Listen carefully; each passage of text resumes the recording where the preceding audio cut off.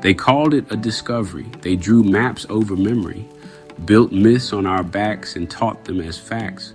But the soil still sings the names they tried to bury. Long before Columbus set sail, Africans crossed the Atlantic on ships of memory. The Olmec heads speak with lips full and wide, not just statues, but stone ancestors.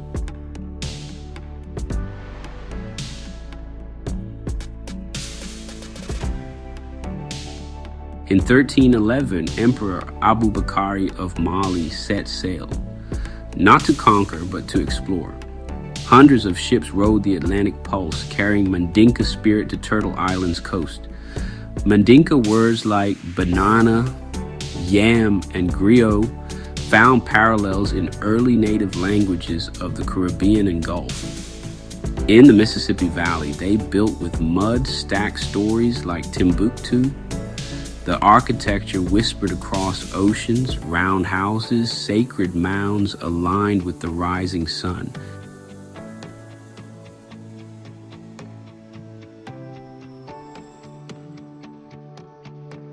In 1526, they tried to start a colony in what's now Carolina, but the Africans they brought refused. They rose, they ran, and they found family in the forest. That colony crumbled, ashes in the wind. From 1492 through the 1600s and beyond, a war raged in shadows and hollers.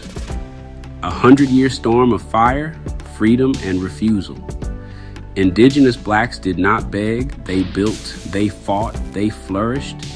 They built forts in the hills, grew okra and rice in African rhythm, shaped the land like home. These weren't hideouts, they were nations.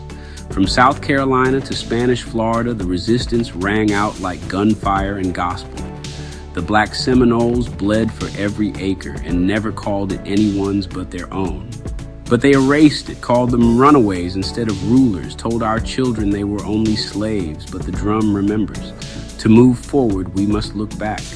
The war they tried to bury still breathes in your bones, so rise, reclaim, and let the story march forward, truth in hand. You were never just stolen, you were always sovereign.